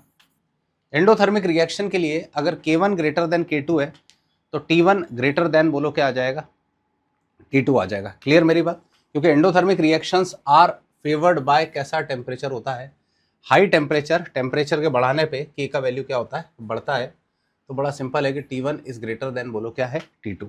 ठीक है, नेक्स्ट इक्विलिब्रियम का ही सवाल है, ये मैच दी कॉलम टाइप में बढ़िया सवाल है, देखते हैं इसको। क्वेश्चन कह रहा है आपसे कि आपको एक ही रिएक्शन दे रखा है यहाँ पे, है ना, और ये दिया है 2H2 गैस, फिर यहाँ पे दिया हुआ है CO गैस, है ना, और यहाँ पे आपके पास आ रहा है CH3OH गैस, मेरी बात समझे, तो 2H2 गैस है, CO गैस है और CH3OH गैस है, और इन्होंने बोला है कि equilibrium on increasing the pressure. अच्छा, सब गैस है तो प्रेशर इंक्रीज करने से रिएक्शन उस साइड जाती है जहाँ पे गैस के मोल्स कम होते हैं, है ना, हमें ली चैटले प्रिंसिपल में हमने देखा है कि प्रेशर अगर इंक्रीज करोगे तो रिएक्शन उस डायरेक्शन में जाएगा जहाँ पे गैस के मोल्स कैसे हैं कम है, तो जाहिर सी बात है increasing the pressure, increasing the pressure अगर देखेंगे तो reaction will shift in forward direction, पहली बात, प्रेशर बढ़ाने से reaction will shift in forward direction, पहली बात, है ना। दूसरी बात, बाय एडिंग CH3OH, अगर आप CH3OH को ऐड करोगे तो डेफिनेटली रिएक्शन जो होगी वो बैकवर्ड डायरेक्शन में आने की कोशिश करेगी, CH3OH को ऐड करोगे तो रिएक्शन कहाँ आएगी, बैकवर्ड डायरेक्शन में। तो बाय एडिंग CH3OH, है ना, तो प्रोडक्शन ऑफ क्या बोल रहे हैं ये लोग, आर इंक्रीजेस बाय एडिंग, नहीं, more amount of CO will be produced, पीछे की तरफ आ रहा है, मोर अमाउंट ऑफ, और इक्विलिब्रियम शिफ्ट टू, बोलो कौन सा डायरेक्शन है, बैकवर्ड डायरेक्शन। तो डेफिनेटली इक्विलिब्रियम जो है इंक्रीजिंग द प्रेशर में तो फॉरवर्ड जाएगा, और एक ये भी होगा, और by adding CH3OH reaction will shift in backward direction. तो प्रेशर बढ़ाने से दो बातें होगी, एक तो रिएक्शन फॉरवर्ड जाएगा और दूसरी बात CH3OH का प्रोडक्शन बढ़ेगा। तो A का आ रहा है Q, है ना, A का आ रहा है Q और A का आ रहा है R, ठीक है, B का आ रहा है P, B का आ रहा है P। तो डेफिनेटली अगर मैं देखूं तो मेरा आंसर यहाँ पे ये A ही आएगा, है ना। कांस्टेंट वॉल्यूम पे इनर्ट गैस करोगे तो कोई इफेक्ट नहीं पड़ता है, कांस्टेंट वॉल्यूम पे अगर इनर्ट गैस ऐड करोगे तो कोई इफेक्ट नहीं पड़ता है, कांस्टेंट प्रेशर पे इफेक्ट पड़ता है, वॉल्यूम पे इफेक्ट नहीं पड़ता है। तो इसका ए आंसर है, सिंपल। चलिए question number 74, number of electrophiles in the following species. देखो इलेक्ट्रोफाइल्स क्या होते हैं, जो इलेक्ट्रॉन डेफिशिएंट स्पीशीज होते हैं। व्हाट आर इलेक्ट्रोफाइल्स, है ना, इलेक्ट्रोफाइल्स जो होते हैं they are electron attractive species, ऐसे स्पीशीज जो इलेक्ट्रॉन की तरफ अट्रैक्ट होते हैं। दूसरी बात ये इलेक्ट्रॉन डेफिशिएंट होते हैं, इलेक्ट्रॉन की कमी होती है। जरूरी नहीं कि हर स्पीशी में पॉजिटिव चार्ज है तो वो इलेक्ट्रोफाइल ही रहेगा, ऐसा बिल्कुल जरूरी नहीं। जैसे आप NH4 को देखें, आप जैसे पहला ही एग्जांपल देखो NH4, तो यहाँ पे इसको इलेक्ट्रॉन प्रिसाइज स्पीशी कहेंगे अपन, भले ही इस पे पॉजिटिव चार्ज है, भले ही पॉजिटिव चार्ज है, लेकिन ऑक्टेट तो कंप्लीट है, 4 बॉन्ड बना रहा है ना, ऑक्टेट पूरा है। अक्सर बच्चे कंफ्यूज हो जाते हैं, पॉजिटिव चार्ज देख के टिक लगा देते हैं, ऑक्टेट उसका कंप्लीट है। वैसे ही आप S3O को देखें, तो S3O को भी देखेंगे तो आपको एक बात समझ में आएगी कि ऑक्टेट जो है इसका, ऑक्टेट एक लोन पेयर है और ये पॉजिटिव चार्ज है, तो ऑक्टेट अगेन इसका भी क्या है, कंप्लीट है। तो बच्चों ये आप जो देख रहे हैं ये इलेक्ट्रोफाइल नहीं है, ये भी इलेक्ट्रोफाइल नहीं है, ये एक इलेक्ट्रोफाइल है, Cl+ है, RO- नहीं है, CO2 है। CO2 इसलिए है कि अगर इसका कोई भी एक RS है ना बनाऊं अगर मैं, तो ये ऐसा आ जाएगा, यहाँ पे प्लस और यहाँ पे माइनस, तो ये अपने आप में जो है ये इलेक्ट्रोफाइल का काम करेगा इस पॉजिटिव चार्ज के कारण, ठीक है। वैसे ही ये CN इलेक्ट्रोफाइल नहीं है, ये भी नहीं है। SO3 अगेन एक इलेक्ट्रोफाइल है, SO3 अगेन एक इलेक्ट्रोफाइल है। SO3 आप याद करो सल्फोनेशन जब अपन कराते हैं, है ना, फ्रीडल क्राफ्ट इलेक्ट्रोफिलिक सब्स्टिट्यूशन में, जब हम इलेक्ट्रोफिलिक सब्स्टिट्यूशन रिएक्शन कराते हैं तो हम सल्फोनेशन में SO3 को लेते हैं एज एन इलेक्ट्रोफाइल। तो टोटल नंबर ऑफ इलेक्ट्रोफाइल जो मुझे यहाँ पे नजर आ रहे हैं वो मुझे दिखाई दे रहे हैं 4। इसमें टोटल नंबर जो इलेक्ट्रोफाइल जो दिखाई दे रहे हैं वो मुझे कितने दिख रहे हैं, 4 इलेक्ट्रोफाइल टोटल है।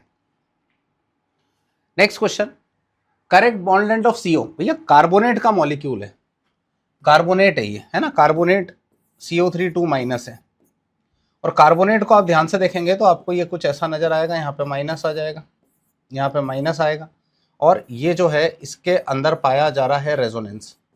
तो रेजोनेंस के कारण इसमें carbon oxygen bond length same हो जाएगी। रेजोनेंस के कारण कार्बोनेट के मॉलिक्यूल में रेजोनेंस के कारण कार्बन ऑक्सीजन की जो बॉन्ड लेंथ है वो कैसी हो जाएगी, सेम हो जाएगी, ठीक है। तो यहाँ पे A बराबर B बराबर बोलो कौन आएगा, C आएगा, बिल्कुल सेम बॉन्ड लेंथ हो जाएगी। Next question, match the column 1 and 2 बोला है, आपसे बोला है NO सबसे पहले क्या बता रहा है, तो भैया NO जो आपको दिखा रहा है यहाँ पे एडजस्टिव ग्रुप की कैटेगरी में आता है, इसको हम कहते हैं एडजस्टिव ग्रुप। एडजस्टिव ग्रुप का मतलब ये होता है कि ये +M भी शो करेगा, -M भी शो करेगा और -I भी शो करेगा। एडजस्टिव ग्रुप की कैटेगरी में आता है, ध्यान रखना NO, बात समझे, +M -M -I तीनों शो करता है ये, ठीक है। तो A का तो आ गया है 1, A का आ गया है 2 और A का आ गया है 4। A का आ गया है 1, उसके बाद 2, उसके बाद 4, है ना। उसके बाद आप देखें CH3 को, तो CH3 केवल +H दिखाएगा, CH3 केवल +H दिखाएगा, CH3 ग्रुप +H, है ना। मैं आप बता देता हूं दोबारा से यहाँ पे कि जो NO ग्रुप होता है ना, NO ग्रुप जो होता है, इस NO ग्रुप को अपन कहते हैं एडजस्टिव ग्रुप, और एडजस्टिव ग्रुप के कारण ये +M भी होता है, -M भी होता है और -I भी होता है। CH3 जो ग्रुप होता है ये +H ग्रुप है, +I ऑप्शन में नहीं, इसलिए मैं उसके बारे में बात नहीं कर रहा हूँ। तो बी का 3 आ रहा है और 1, 2 और 4, तो मेरे हिसाब से जो इसका आंसर है, इन दो ऑप्शन को मैच करके देखोगे आप तो ये आ रहा है। इसको देखिए अपन, तो डेफिनेटली ये प्लस एम दिखा रहा है और माइनस आई, तो प्लस एम और माइनस आई मतलब 1 और 4, तो आपका जो आंसर आएगा वो यही आएगा, दैट इज कौन सा है, ए ऑप्शन। ठीक है, चलो आगे बढ़ते हैं। नेक्स्ट क्वेश्चन है which is the correct order of ionisation energy, है ना। देखो आयोनाइजेशन एनर्जी का ऑर्डर करेक्ट पूछा है तो बहुत सिंपल काम है कि यहाँ पे मेरे पास ग्रुप नंबर 16 है, ये ऑक्सीजन और ये सल्फर है, डेफिनेटली स्मॉल इन साइज है ये, है ना, स्मॉल इन क्या आ रहा है, साइज आ रहा है, और यहाँ पर आप देखेंगे तो ये आ रहा है बिगर इन साइज, तो आई हमने देखा है, तो ऑक्सीजन की आयनाइजेशन एनर्जी जो है वो सल्फर से ज़्यादा आएगी, ऑक्सीजन की जो आयनाइजेशन एनर्जी है वो सल्फर से ज़्यादा आएगी, है ना। पहली बात तो यहाँ पे मैं लिख देता हूँ कि आई ई ऑफ ओ जो रहेगा वो ग्रेटर देन रहेगा आई ई ऑफ एस। लेकिन सर अगर इसके बारे में बात करें जो अगला दिख रहा है आपको, है ना, कि O माइनस और S माइनस की बात करें, तो O माइनस और S माइनस की अगर मैं आपसे बात करूं तो O माइनस S माइनस में ध्यान रखना, यहाँ पर छोटा साइज होने के कारण ग्रेटर इलेक्ट्रॉनिक रिपल्शन लगेगा, यहाँ पर ग्रेटर इलेक्ट्रॉनिक रिपल्शन है, ऑक्सीजन का साइज छोटा है, छोटी जगह पे इलेक्ट्रॉन को पैक करके रखा है, तो वहाँ इलेक्ट्रॉनिक रिपल्शन कैसा लगेगा, ज़्यादा लगेगा। ज़्यादा रिपल्शन के कारण इलेक्ट्रॉन को वो जल्दी लूज करना चाहता है, बात समझे। यहाँ पे देखें अपन तो सल्फर जो होता है, नॉर्मल सल्फर की बात कर रहा हूँ मैं, बिगर साइज होता है, बिगर साइज के कारण इलेक्ट्रॉन्स के बीच में यहाँ पे लगेगा लेस रिपल्शन, बिगर साइज के कारण इलेक्ट्रॉन्स के बीच में क्या लगेगा, लेस रिपल्शन, तो लेस रिपल्शन के कारण आई ई की वैल्यू जो है वो बढ़ जाती है। तो अगर मैं ओवरऑल ऑर्डर की बात करूँ तो ओ, फिर यहाँ पे एस, फिर यहाँ पर एस माइनस एंड यहाँ पर फिर ओ माइनस, है ना, ओ माइनस, बात समझे। तो ये आपका ऑर्डर आएगा और इस ऑर्डर के कारण आपका जो आंसर दिखेगा वो ये आएगा, दैट इज बी आंसर। ठीक है, 77। क्वेश्चन नंबर 78 क्या कह रहा है, देख लेते हैं। एनर्जी रिलीज कब होगी, कब एक्सोथर्मिक प्रोसेस होगा, एनर्जी रिलीज कब होगी। तो एनर्जी रिलीज की जब बात करते हैं अपन, तो एनर्जी रिलीज का मतलब होता है कि electron gain enthalpy, electron gain करने पर, है ना। तो यहाँ पे देखें तो एनर्जी रिलीज, तो एक तो इस केस में हो जाएगी, है ना, एक तो इस केस में आ जाएगी कि अगर आप देखो एनर्जी रिलीज बोला है ना, एनर्जी बोला है रिलीज्ड, ठीक है, तो एनर्जी रिलीज्ड मेरे को दिख रहा है यहाँ से एस से बन रहा है एस माइनस, पहला केस, है ना, एनर्जी रिलीज कह रहे हैं, ठीक है, तो एस से बन रहा है आपका एस माइनस, दूसरा एनर्जी एब्जॉर्ब, है ना, एनर्जी रिलीज, ठीक है, तो इस केस में तो ये हो गया, दैट इज आपका ए जो दिख रहा है, केवल एक ही केस आ रहा है जिसमें पी आ रहा है, ए का जो है वो पी आ रहा है। चलो एनर्जी एब्जॉर्ब बोला है, अब एनर्जी एब्जॉर्ब, तो पॉली नेगेटिव आयन जब भी बनता है, पॉली नेगेटिव आयन मतलब एक से ज्यादा इलेक्ट्रॉन, जब भी इलेक्ट्रॉन गेन करता है, कोई भी एटम एक से ज्यादा इलेक्ट्रॉन गेन करता है तो उस समय एनर्जी हमेशा क्या होती है, एब्जॉर्ब होती है। तो एनर्जी एब्जॉर्ब होने का मतलब सीधी सी बात है, अपने पास क्या क्या आ रहा है यहाँ पे, तो यहाँ पे एक तो एनर्जी एब्जॉर्ब वाला केस है तो पहला ही आ जाएगा क्यू, है ना, इधर भी आएगा और इधर भी आएगा, इलेक्ट्रॉन रिमूव कर रहे हो ना, तो क्यू आर एस, है ना, क्यू आर एस, ए का पी और बी का आ रहा है Q R S, Q R S, A का पी और बी का आ रहा है क्यू आर एस, ठीक है।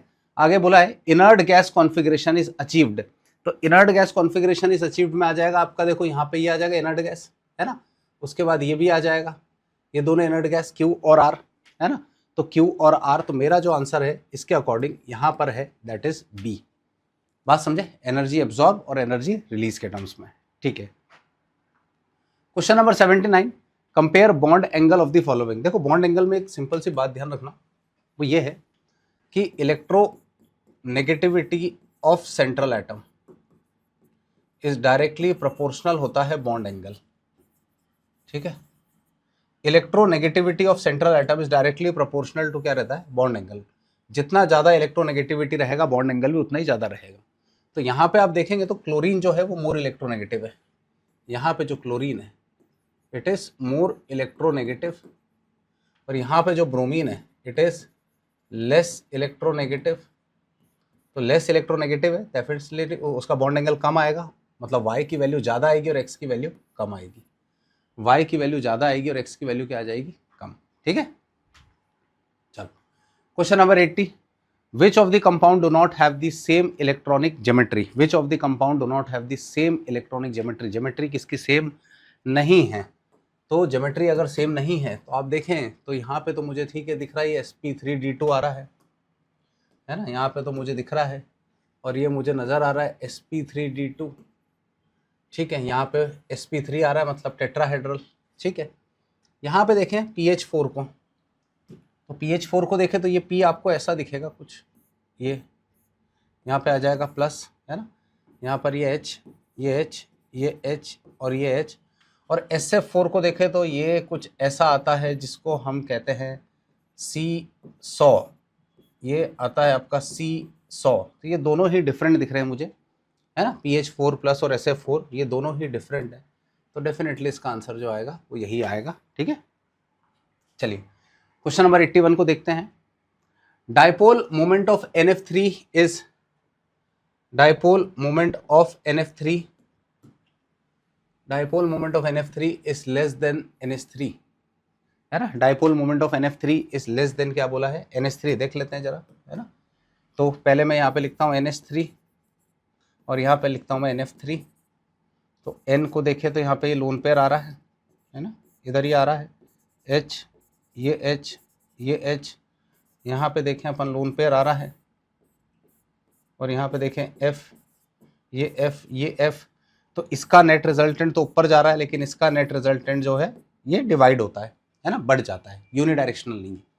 NH3 में डाइपोल मोमेंट एक ही डायरेक्शन में होता है, तो dipole moment of NF3 is less than, बिल्कुल सही बात है, स्टेटमेंट 1 बिल्कुल सही है।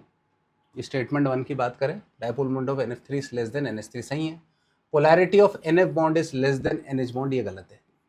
NF बॉन्ड की पोलैरिटी ज़्यादा आएगी, ज़्यादा इलेक्ट्रोनेगेटिव है फ्लोरीन, है ना, फ्लोरीन का इलेक्ट्रोनेगेटिविटी कैसा है, ज़्यादा है। जैसे अगर मैं यहाँ पे नाइट्रोजन और हाइड्रोजन बॉन्ड की बात करूँ और नाइट्रोजन और फ्लोरीन बॉन्ड की बात करूँ, तो यहाँ पे पार्शियल प्लस आएगा और यहाँ पे पार्शियल माइनस आएगा, यहाँ पे आ जाएगा पार्शियल प्लस और यहाँ पे पार्शियल माइनस, तो ये ज़्यादा आएगा। NF बॉन्ड ज़्यादा पोलर होता है, तो NF bond is less polar than, तो स्टेटमेंट 1 करेक्ट है पर statement 2 is false. Statement 1 is correct, statement 2 is false, statement 1 is correct, statement 2 is false. ठीक है, चलिए क्वेश्चन नंबर 82 को देखते हैं। क्वेश्चन नंबर 82 कह रहा है for the true statement use T, for false F, है ना, ट्रू के लिए T लिखें, फॉल्स के लिए F लिखें। आपसे बोला है XeF4 is polar as well as planar, XeF4 बोला पोलर है, देखते हैं। तो XeF4 को अगर आप देखें तो ये पोलर नहीं आता है, नॉन पोलर आता है। ये फ्लोरीन, इसका नेट डाइपोल मोमेंट, इसका नेट डाइपोल मोमेंट जो आएगा म्यू का वैल्यू 0 आएगा। XeF4 में म्यू का वैल्यू, स्क्वायर प्लेनर होता ही है लेकिन पोलर नहीं है, नॉन पोलर है, डाइपोल मोमेंट कितना होता है 0, है ना। तो ये वाली जो बात है ये तो आपका हो गया गलत, तो ये गलत हो गया, तो ये आ गया आपका फॉल्स, पहली बात तो, है ना। तो इसका मतलब ये दो तो आपके गए, इनको तो हटाओ। अब अपनों को इधर से चेक करना है, bond length order is SiO और ClO, है ना। तो अपने को एक बात पता है, आप देखें यहाँ पे तो अपने पास में ऐसा कुछ आता है, लेट से सोडियम, है ना, मैग्नीशियम, एल्यूमिनियम, सिलिकॉन, है ना, उसके बाद फॉस्फोरस, सल्फर और क्लोरीन। तो क्लोरीन का साइज छोटा है, तो सिलिकॉन और ऑक्सीजन की बॉन्ड लेंथ ज़्यादा आएगी और क्लोरीन और ऑक्सीजन की बॉन्ड लेंथ कम आएगी, है ना। सिलिकॉन और ऑक्सीजन की बॉन्ड लेंथ कैसी आएगी, ज़्यादा आएगी, और क्लोरीन की बॉन्ड लेंथ कम आएगी, क्योंकि इधर जाने पर साइज बोलो क्या होता है, डिक्रीज होता जाता है, तो बॉन्ड की लेंथ छोटी आएगी। तो बॉन्ड की लेंथ छोटी आना मतलब ये बात बिल्कुल सही है, मतलब ये तो आ गया ट्रू, है ना, ये जो है ये आ गया ट्रू। सी ऑप्शन कह रहा है in urea intermolecular hydrogen bonding is not possible. भाई पॉसिबल होती है, यूरिया में हाइड्रोजन बॉन्डिंग होती है ना। यूरिया का जो मॉलिक्यूल होता है, यूरिया का मॉलिक्यूल का फॉर्मूला क्या होता है, यूरिया का मॉलिक्यूल का फॉर्मूला होता है NH2CO NH2, ठीक है, और इसमें हाइड्रोजन बॉन्डिंग 100% पॉसिबल होती है, ठीक है।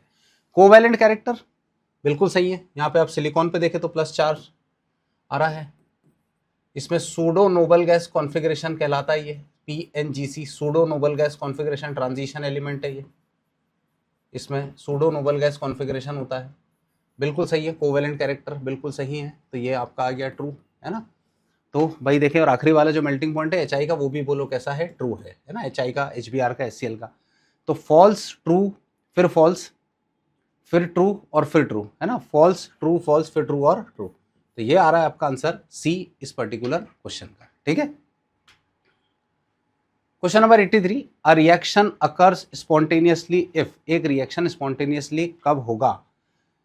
तो रिएक्शन स्पॉन्टेनियसली तब होगा, तो अपन यहाँ पे एक छोटा सा ये देख लेते हैं क्या क्या दे रखा है। Del H del S are positive, del H and del S are positive, और del H and del S is negative. जैसे पहला ऑप्शन देखें अपन, तो पहले ऑप्शन में मुझे बोला है कि del H and del S are positive, तो अपने को पता है कि डेल जी बराबर जो होगा वो डेल एच होता है और माइनस टी डेल एस होता है, और दोनों की वैल्यू पॉजिटिव है।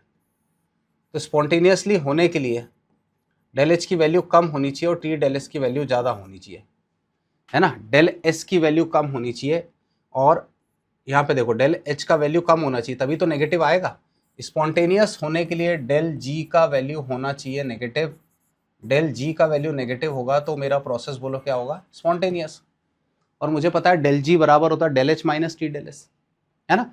अब मुझे इसकी वैल्यू बड़ी चाहिए, तो ये केस होना चाहिए तभी स्पॉन्टेनियस होगा, अगर दोनों पॉजिटिव है। तो ये पहले वाले केस में तो ये उल्टा आ रहा है, ऐसा नहीं है। दूसरे केस में बोला है ए ऑप्शन के बाद सेकंड ऑप्शन बोला है बी ऑप्शन, है ना। बी ऑप्शन में मुझे बोला है कि T del S is greater than del H. मैंने बोला ठीक है भाई, बिल्कुल सही है, और बोला है दोनों पॉजिटिव है, तो del H and del S दोनों बोलो कैसे हैं, पॉजिटिव है, बिल्कुल सही है। जो भी अपन ने ऊपर देखा, क्या देखा कि डेल जी बराबर होता है डेल एच माइनस क्या होता है टी डेल एस, और दोनों की वैल्यू बोलो कैसी आ रही है, पॉजिटिव आ रही है। तो दोनों की वैल्यू पॉजिटिव आ रही है, तो मुझे ये बड़ा होना चाहिए, मतलब डेल एच का वैल्यू कम होना चाहिए, टी डेल एस का वैल्यू कैसा होना चाहिए, ज़्यादा होना चाहिए, तभी ये प्रोसेस जो है वो मेरा स्पॉन्टेनियस आएगा। दैट इज मेरा आंसर कौन सा है, बी, ठीक है, बी आंसर आएगा। Question number 84, given that bond energy of H H and C L, ठीक है, करके देखते हैं इसको अपन। Given that bond energy of H H, तो H सिंगल बॉन्ड H की बॉन्ड एनर्जी दे रखी है 430 किलो जूल पर मोल, है ना। और Cl सिंगल बॉन्ड Cl की एनर्जी दे रखी है 240 किलो जूल पर मोल, ठीक है sir. Del H F for HCl दे रखा है, मतलब ये दे रखा है H2 प्लस Cl2, है ना, और दोनों से मिलकर आपको दिया हुआ है HCl, और इसका वैल्यू दे रखा है del H minus 90 kilo joule per mole, ये दे रखा है।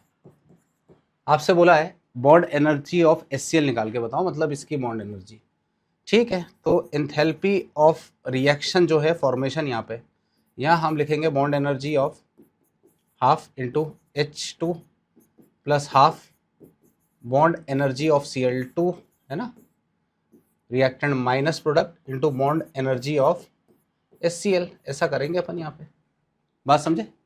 तो ये आपको वैल्यू आ रही है माइनस 90, इधर आ जाएगा हाफ इंटू, है ना, that is equal to 430 plus half, है ना, इंटू 240, ठीक है। और माइनस कितना आ रहा है, माइनस माइनस 90 मतलब प्लस 90 हो जाएगा ये, है ना। इसको अपन देख लेते हैं अभी, ये माइनस माइनस 90 है, और ये माइनस बोलो कितना है 90, सॉरी ये तो निकालना है आपको, सॉरी ये तो आपको कैलकुलेट करना है। तो बॉन्ड एनर्जी ऑफ HCl आपको कैलकुलेट करना है, इसको तो निकालना है अपने को, ठीक है। ये देखते हैं अपन, तो ये आ जाएगा 265, बोलो आया 265 आ जाएगा, है ना।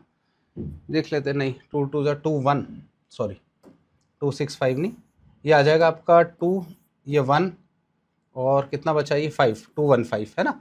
और इसको देखेंगे अपन तो ये आ जाएगा 2 1, ये आ जाएगा 1 2 और 0, ये दिख रहा है ना। तो सिंपल है, इधर आ रहा है ये माइनस 90, ठीक है, माइनस 90, और ये 215 प्लस 120, तो 215 प्लस बोलो कितना 120, तो 5 ये 3 ये 3 ये 335 minus bond energy of HCl, है ना, ये इधर चला तो प्लस साइन के साथ आ जाएगा ये, है ना। तो यहाँ पे ये देखें इधर तो माइनस है, तो -90 प्लस ये कितना आ गया 335 है ना, इधर ये माइनस आ जाएगा ये, तो ये आ गया आपका -90 और -335 है ना, equal to minus bond energy of कितना है ये HCl। तो 335 प्लस 90 करेंगे तो ये आ जाएगा 5 और ये 10 और ये 2 और ये 425 है ना, 425 किलो जूल। तो मेरा जो यहाँ पे आंसर आ रहा है दैट इज ये आ जाएगा 425 kilo joule per mole. Clear. 85 question. Ionisation constant of ammonium hydroxide, ionisation constant of ammonium hydroxide NH4OH का आयोनाइजेशन कांस्टेंट दे रखा है दैट इज 1.77 इंटू 10 की पावर -5। आपसे बोला हाइड्रोलिसिस कांस्टेंट निकालना है KH। अपनों को पता है कि KH into KB upon KW equal to 1 होता है, KH into KB upon KW है ना, इक्वल टू कितना होता है 1। तो KH बराबर KW की वैल्यू होती है 10 की पावर -14 और इसका वैल्यू आ रहा है 1.77 इंटू 10 की पावर -5, ऊपर जाके +5 हो जाएगा तो ये आ जाएगा 1/1.77 इंटू 10 की पावर बचेगा -9।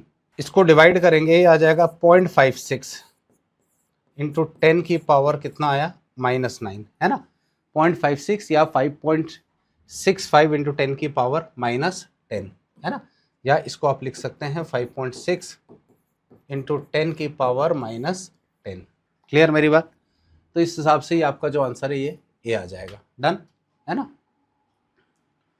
Question number 86, which of the following can not act as Bronsted acid and Bronsted base, है ना, इनमें से कौन ब्रोंस्टेड एसिड बेस क्या होते हैं वो समझ लें आप पहले। देखो ब्रोंस्टेड एसिड जो होते हैं है ना, वो होते हैं प्रोटॉन डोनर जो H+ दे दे, और ब्रोंस्टेड बेस क्या होते हैं, ब्रोंस्टेड बेस होते हैं प्रोटॉन एक्सेप्टर, प्रोटॉन क्या लिखा है एक्सेप्टर है ना। तो एक प्रोटॉन डोनर आ रहे हैं और एक प्रोटॉन बोलो क्या आ रहे हैं एक्सेप्टर आ रहे हैं, एक प्रोटॉन डोनर एक प्रोटॉन एक्सेप्टर। तो कौन जो है वो दोनों की तरह काम नहीं कर सकता, तो आप इसमें देखेंगे तो ये H+ दे भी सकता है, H+ ले भी सकता है, H+ दे भी सकता है, ये नहीं करेगा।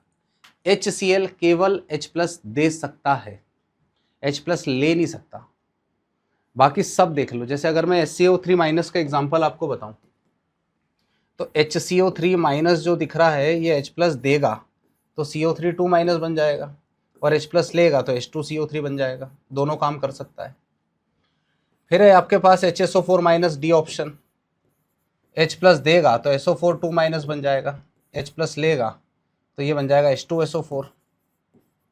वैसे ही NH3 है, NH3 भी ऐसा कर सकता है, NH3 अगर H+ देगा तो NH2- बनेगा, और यहाँ पे देखें तो NH4 और क्या बन जाएगा प्लस। बोलो आया। तो हमारे पास सिंपल है कि HCl जो दिख रहा है यहाँ पे, ये जो दिख रहा है ना, ये दोनों की तरह काम नहीं कर सकता, ये कोई एक काम कर सकता है और वो भी H+ देने का। Next question, which of the following organic compound has same hybridisation as in combustion product, same hybridisation as in combustion product है ना।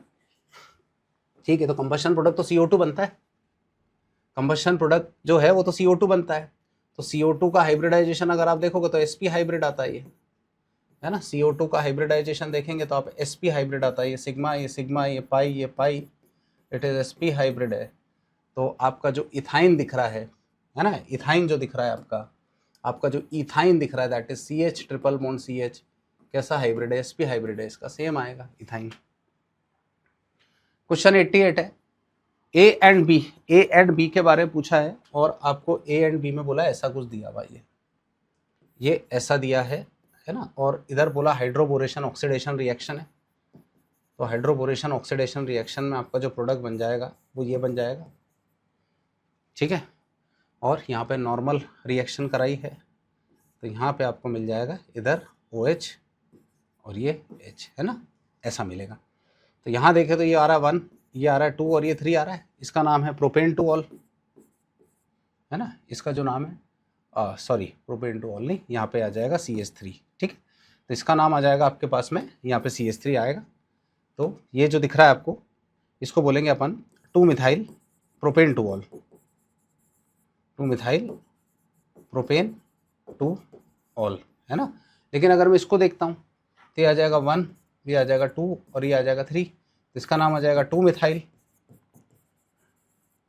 Propane 1 all, 2 methyl propane 1 all. यहाँ पे आप नॉर्मल मार्कोनिकॉफ रूल को फॉलो करके water का addition कराते हैं, यहाँ पे नॉर्मल मार्कोनिकॉफ रूल को, और यहाँ पे आप फॉलो करते हैं एंटी मार्कोनिकॉफ रूल को फॉलो करके, और आपका जो रिएक्शन कराना है वो आपको इसके अंदर कराना है, ये इसके अंदर आपका रिएक्शन होना है। बात समझे कि नहीं समझे? तो ये दोनों आपस में देखेंगे तो प्रोपेन 2 ऑल और वहाँ प्रोपेन 1 ऑल है, तो ये दोनों आपस में जो है ये कहलाएंगे आपके पोजीशन आइसोमर। कौन सा आइसोमर है? पोजीशन आइसोमर, ठीक है। 89 क्वेश्चन है, सिंपल है। ओजोनोलिसिस कराया है, इसको ग्लायोक्सल भी कहते हैं। ये जो दिख रहा है इसको कहते हैं अपन ग्लायोक्सल, और ये 3 मोल मिल रहा है, वो तभी मिलेगा जब आप इसका रिएक्शन बेंजीन से कराएंगे। तो बेंजीन लिया अपन ने, और बेंजीन को लेकर इसका रिएक्शन जब अपन कराते हैं O3Zn एंड H2O, तो उसका एक तरीका क्या बताया था मैंने आपको, जो मैंने पढ़ाते वक्त भी सिखाया था, कि आप क्या करें, इस टाइप से ये लाइन बना दें। 3 लाइन बनाई। अब 3 लाइन बनाने के बाद आपको क्या करना है, एक को इधर लगाओ, है ना, एक इधर, एक को इधर, एक इधर, एक इधर, एक इधर, ऐसे, ठीक है। तो आप देखेंगे कि यहाँ से ये देखो, ये वाला पोर्शन, ऐसे 3 पोर्शन मिल रहे हैं आपको, ऐसे 3 पोर्शन मिल रहे हैं आपको, है ना। तो अगर ऐसे 3 पोर्शन मिल रहे हैं तो ये बन जाएगा इधर O, ये इधर O, इधर ये H और इधर भी H। इसको ग्लायोक्सल कहते हैं, इसी को अपन कहते हैं ग्लायोक्सल। ऐसे 3 पोर्शन मिल रहे हैं, इसी को अपन कहते हैं ग्लायोक्सल। तो ग्लायोक्सल की जब अपन बात करेंगे तो अपनों को केवल बेंजीन से ही मिलेगा ये, है ना, बाकी और किसी से नहीं मिल सकता है, ठीक है। इसी को अपन ग्लायोक्सल कहते हैं। क्लियर बच्चों? क्वेश्चन नंबर 90, इसमें डेल H और del E is not equal, है ना। Delta H is not equal to delta E। तो delta H is not equal to delta E कब? तो अपनों को सिंपल से पता है कि डेल्टा H बराबर होता है delta E plus del NG/RT, है ना। और डेल NG का वैल्यू अगर 0 है तो डेल्टा H बराबर डेल्टा E आएगा। तो देखते हैं पहले डेल NG की वैल्यू कैलकुलेट करके इनमें। तो इस क्वेश्चन में देखें मैं, तो डेल NG बराबर 0 आ रहा है, तो यहाँ तो इक्वल आएगा, तो ये तो गया, ठीक है। यहाँ पे भी डेल NG बराबर 0 आ रहा है, तो ये भी गया, है ना। यहाँ पे देखें, है ना, नॉट इक्वल टू बोला है, which of the following reaction not equal to, ये सॉलिड है, इसको तो लेना नहीं है, तो ये 1 है ना, ये 1 सॉलिड को तो कंसीडर नहीं करेंगे। तो यहाँ पे भी डेल NG इक्वल टू बोलो क्या आ रहा है, 0। मेरा आंसर ये आएगा, क्योंकि यहाँ पर डेल NG का वैल्यू जो आ रहा है वो 2 - 4 आ रहा है, दैट इज इक्वल टू -2। तो सिंपल क्वेश्चन नंबर 90 क्लियर। और ये थे आपके केमिस्ट्री के सोल्यूशन पार्ट टेस्ट 3 के, ठीक है। Thank you so much.